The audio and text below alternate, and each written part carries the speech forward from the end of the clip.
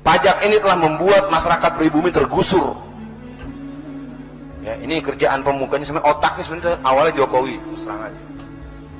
Jokowi itu benih-benih sepihaknya masih ada. Itu watak PKI yang suka aksi sepihak. Mau bukti? Libur 1 Juni. 1 Juni itu adalah Pancasilanya PKI.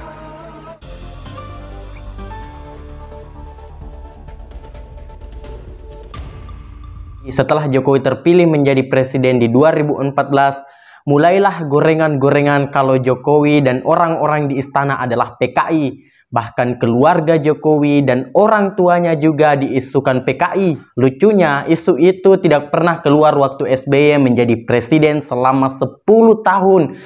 Dulu itu tenang-tenang saja, tidak ada yang ribut dan semuanya kenyang pesta pora bagi-bagi harta rampasan perang sesudah menang pemilihan. PKS masuk di kabinet selama 10 tahun. Mereka sibuk beranak pinang di dalam BUMN dan menguasai posisi-posisi penting dari Pertamina sampai di Telkom. Tidak ada yang sadar bahaya tersebut. Kalau kelompok-kelompok radikal sengaja dipelihara dan dibiarkan berkembang untuk menguasai Indonesia pelan-pelan dengan menguasai sistem negara sampai akhirnya Jokowi terpilih dan mulai melawan arus negatif yang selama ini menjadi budaya. Perhatikan saja, sejak pemilu 2014 lalu, kita sebagai pemilih tidak lagi apatis dengan pemilu. Bahkan kita banyak yang militan dan turun ke jalan untuk memenangkan pertarungan melawan kelompok yang membodohi masyarakat dengan slogan "Katakan tidak pada korupsi gila-gilaan". Sesudah pemilu 2014, negara kita diguncang terus-menerus supaya terbakar. Tiba-tiba Jakarta sebagai ibu kota negara dipenuhi banyak lelaki yang berdaster dan teriak-teriak penistaan agama. Dari mana mereka? Siapa mereka? Di mana mereka selama ini? Untuk itu adalah pertanyaan yang dari orang-orang yang kaget dan tidak siap untuk menghadapi situasi munculnya lautan massa yang mencampurkan politik dan agama yang tiba-tiba mengepung Indonesia.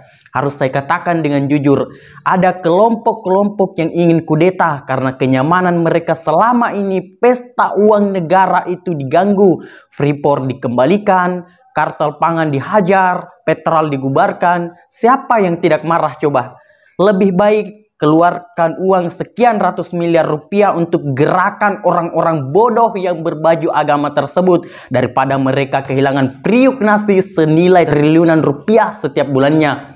Mungkin baru ini kita baru saja punya presiden bukan karena sosoknya, tapi karena visinya untuk Indonesia yang lebih maju. Saya sendiri merasa baru kali ini kita turun ke jalan untuk tujuan politik. Hal yang selama puluhan tahun yang kita hindari karena politik itu menurut saya penuh dengan orang-orang munafik. Mungkin baru sejak 2014 kita bangga memamerkan kelingking kita dengan biru menandakan kita sudah memilih bahwa dan menganggap bahwa pilihan kita ini benar dan memastikan nasib bangsa ke depan. Saya sendiri ngeri membayangkan apa yang terjadi sebelum tahun 1965 dulu. Waktu politik itu begitu mengerikan. Kita mendukung bisa kena bantai. Itulah yang terjadi kepada banyak orang lugu yang polos dan awalnya membela Partai Komunis Indonesia dengan harapan hidup mereka ke depan lebih baik. Kenapa banyak orang yang memilih PKI pada waktu itu? Ya, karena janjinya PKI itu yang akan mengubah hidup mereka. Orang-orang susah kalau ekonomi mereka akan meningkat kalau memilih Partai Komunis Indonesia. Orang-orang ini yang banyak dari mereka itu adalah dari para petani, tidak sadar kalau komunisme itu adalah ideologi dan para petani polos dan lugu itu terjebak dalam pertarungan ideologi perang global pada waktu itu antara Amerika Serikat dan Uni Soviet. Kita sadar tidak? Ada kemiripan antara petani dulu yang memilih menjadi bagian PKI dengan orang-orang polos yang sekarang yang dibodohi oleh para kelompok radikalis. Mereka sama-sama dijanjikan surga Cuman kalau dulu PKI menjanjikan hidup yang lebih sejahtera, kalau sekarang orang-orang itu dijanjikan kehidupan di alam sana yang penuh dengan selangkangan. Janji-janji manis, mirip bisnis MLM inilah yang merusak pikiran banyak orang yang lugu dan polos. Kalau hidup mereka pasti akan jauh lebih enak tanpa harus kerja keras, tanpa harus berkeringat. Cukup memilih kelompok saya, maka semua masalah akan tuntas. Kalau para pendukung khilafah selalu slogan seperti ini, khilafah adalah solusinya. Untung kita punya Pancasila, sebuah pondasi negara yang membuat kita menghargai banyak hal. Pancasila sudah menjabarkan bagaimana seharusnya sistem negara ini terbentuk supaya kita tidak terlalu ke kiri atau jadi komunis atau terlalu ke kanan menjadi negara agama. Pancasila adalah ideologi sendiri, tercipta sesuai dengan situasi dan kondisi bangsa ini yang beragam mulai dari suku, ras, dan agama supaya kita bisa hidup berdampingan bersama-sama. Bayangkan kalau tidak ada Pancasila, negeri ini bisa terombang-ambing ke kiri dan ke kanan dan kita ada di tengah-tengah pertikaian seperti tahun 1965 lalu, di mana sesama anak bangsa akhirnya saling membunuh.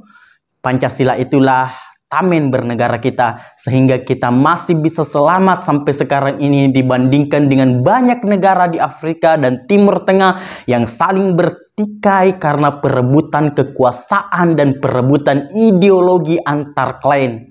Karena itulah disebut bahwa Pancasila itu sakti, karena yang mengusung ideologi ini adalah orang-orang sakti pada masanya, orang-orang visioner pada zamannya, yang mereka tidak punya misi lain selain bagaimana menyelamatkan anak cucunya kelak, yaitu kita, supaya bisa hidup lebih damai, aman, dan sentosa.